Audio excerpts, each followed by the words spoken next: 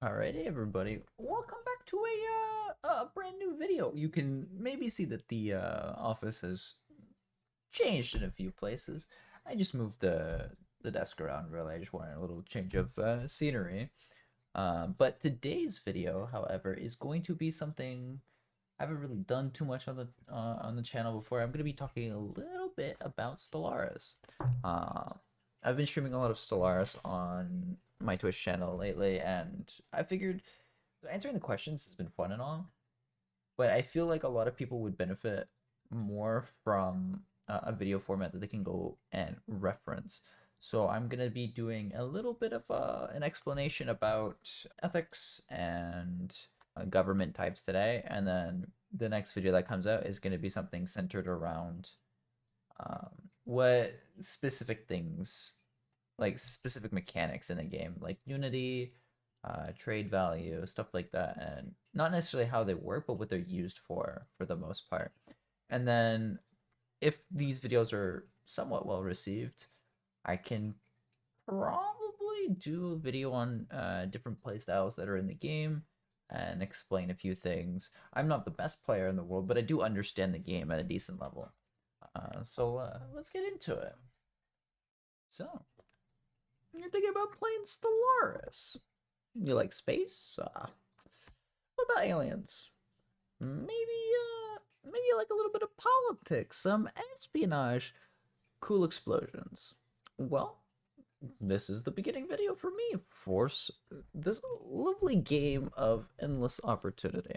It's a 4x Grant strategy game, and it can be a little bit daunting when you first begin. So I'm going to be making these videos here just to, ease the learning curve as you begin again. Or maybe you took a break and things have changed a lot from the tile system.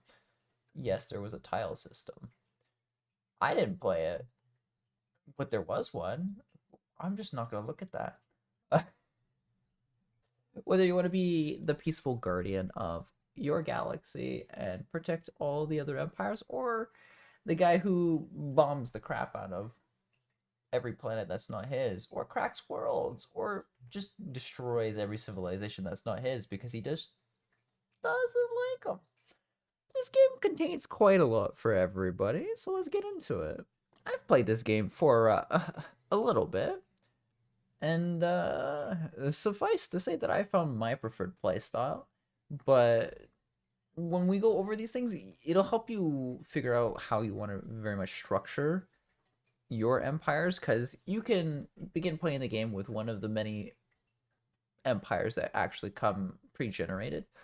What I prefer to do, even when I first started out, was creating my own and learning from my mistakes. But we're going to be going through all of the different ethic types here and all of the authority types. I would do a video on civics, but civics are like, there's a lot, and for specific authority types there's unique ones.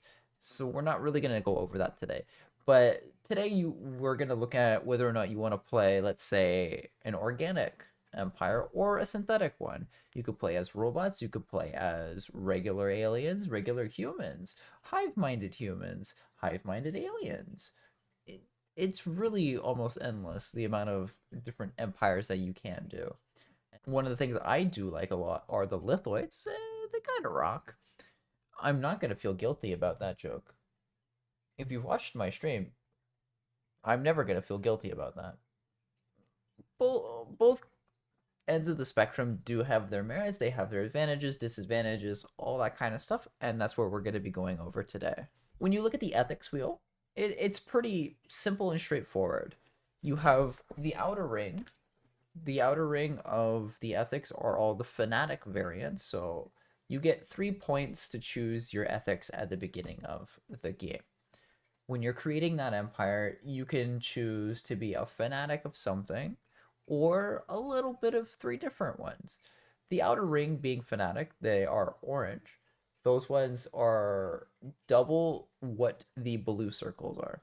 And all of these ethics have ones that you can't take if you take it. So xenophobes can't be xenophiles, materialists can't be spiritualists, and so forth.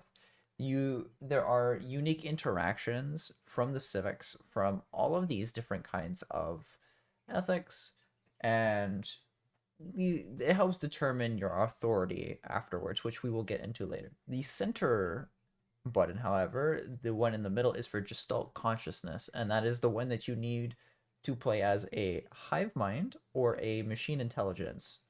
So we're gonna look at that a little bit later because that one I'm not that one's a little bit more complicated when you think about it, but it's also not. So we'll get to that in a little bit. For right now, we're gonna start with the one that I usually run, and it is spiritualism. Now, spiritualism is what the ethic of you believe in the divine, you believe there's a higher plane and whatnot.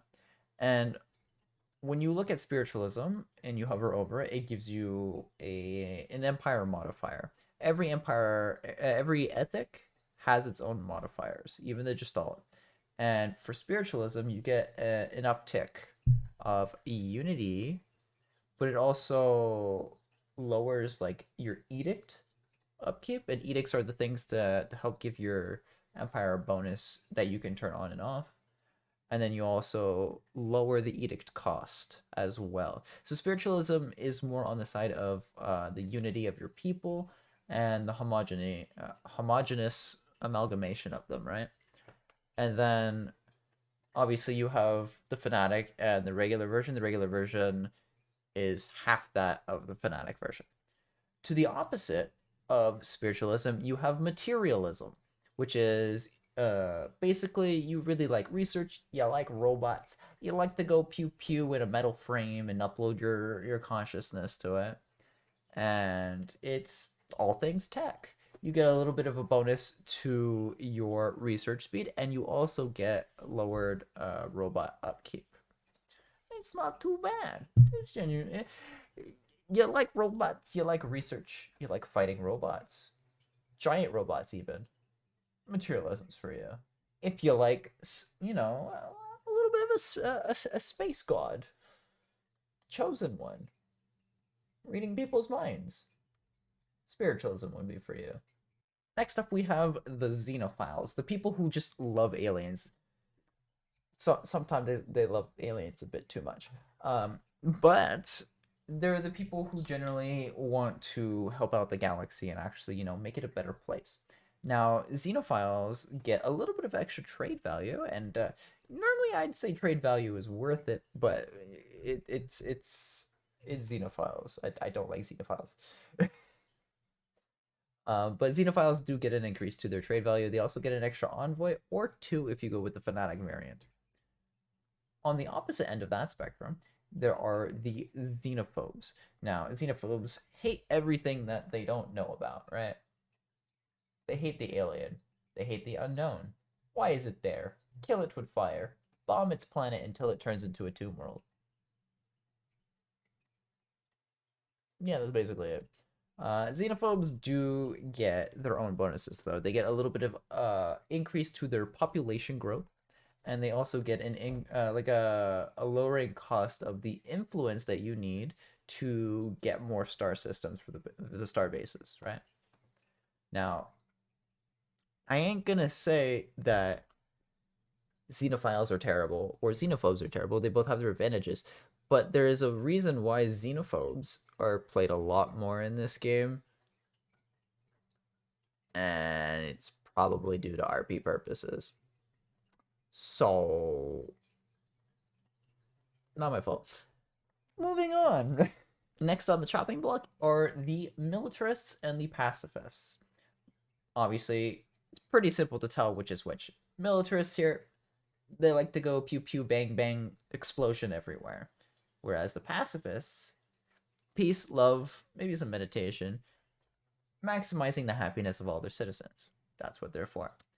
Militarists, they gain a bonus to their ship fire, right? So their ships go more pew pew, but they also have lowered claim influence costs. So when you are fighting your neighbors, it takes a little bit less to just claim their systems and take it from them by force.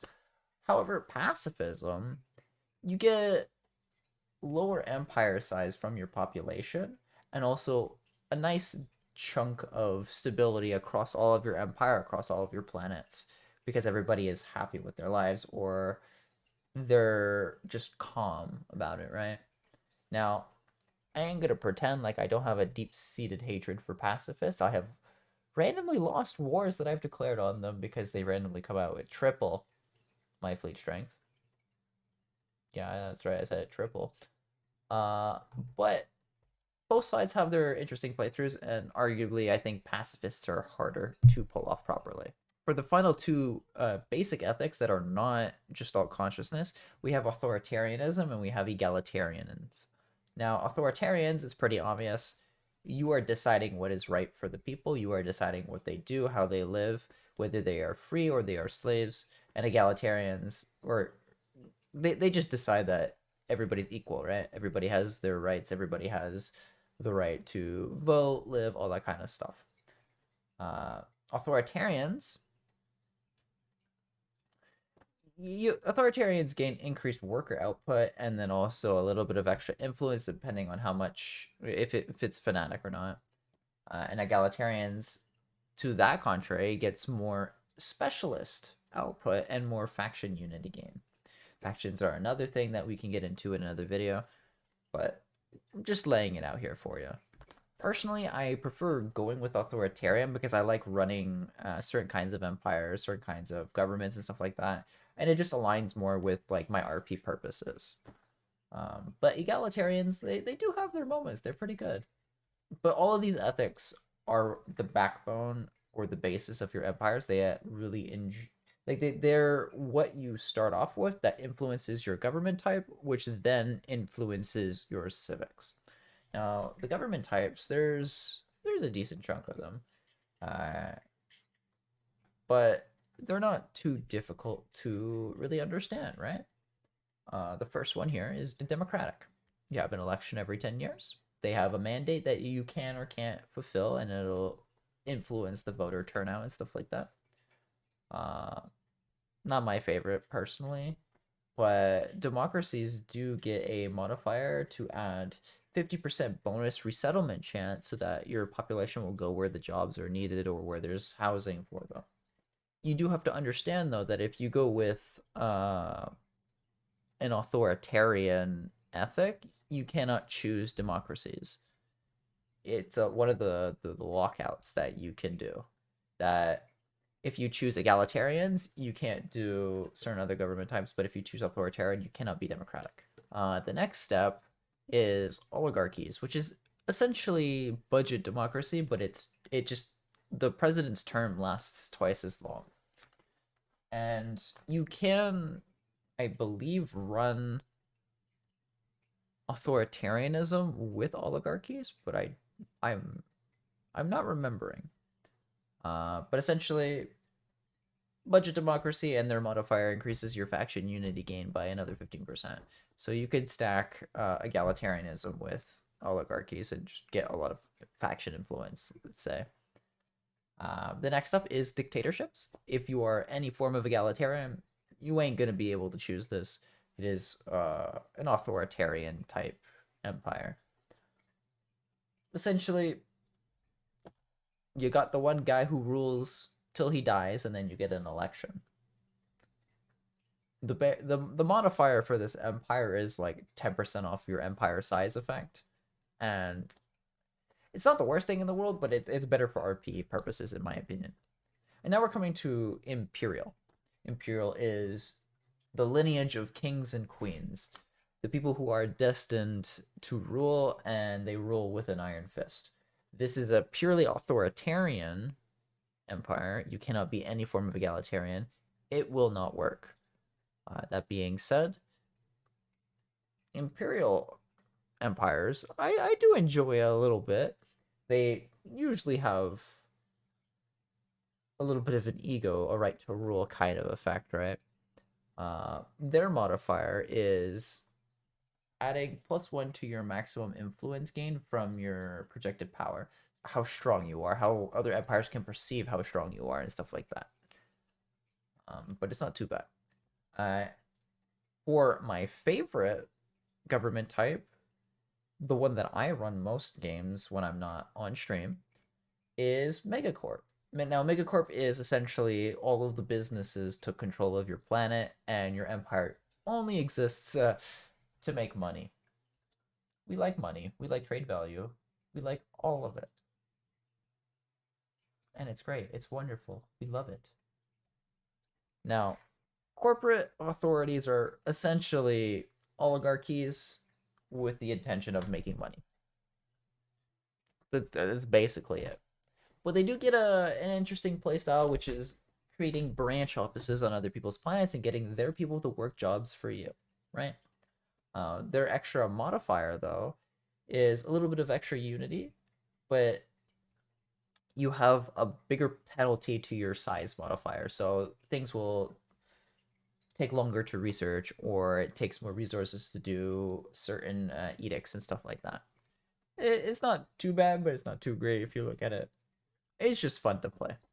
For the final ethic, actually, is the Gestalt consciousness. Now, Gestalt consciousness is not just robots, but it's also hive minds. So, organic species that all think in unison or are all part of the same consciousness, right? But before you choose what goes on with that, you have to consider a few things. Do you want to be organic, or do you want to be synthetic? Do you want to be made of tissue, or do you want to be made of metal, right? For Gestalt consciousness, you already get a base amount of things from the quote-unquote ethics, right? You get 20% less war exhaustion, you get 1 monthly influence, you get an extra +2 encryption to the espionage side of things, right? And when you combined that part of the ethics with the different things, the different quote-unquote authorities, the hive mind or the robotic consciousness, they also add certain modifiers to it, right? Hive minds get a bonus to pop growth, 25% to be exact. And they also get a 25% reduction in your populations, like your empire size from the population itself. So it's all about like creating like more parts of the one mind, right? That's the playstyle. Whereas robots, they got a whole bunch of modifiers that I cannot remember off the top of my head. So we're gonna read our notes here. Machine intelligences, that's the robots, get 1 extra population on colonies when you colonize them. +1 to pop construction per month. 10% bonus to your mining stations. -15% empire size from population. Then you get 50% more on your empire size from planets, and then 50% growth reduction on pops, which I assume is for organics, because robots want more robots. They don't want more organics, right? Except for one kind of robots, but we can get into that in another video. All of these ethics and all of these authorities really have an impact on how you are going to play the game in ways that are also influenced by your civics. The civics play mostly a part on how you want to play certain ways, but it's more so along the lines of your ethics are what dictate your civics. And then your government type changes which civics you will have access to, right? But if this has been any help at all, make sure to let me know down in the comments below. I'll try to get another video out soon. I've been a bit slackerish with my videos, but I've been not really feeling it, and I'm also trying to be better towards how I approach content. But yeah, I hope you all have a great day, and I'll catch you again at the next one. Goodbye!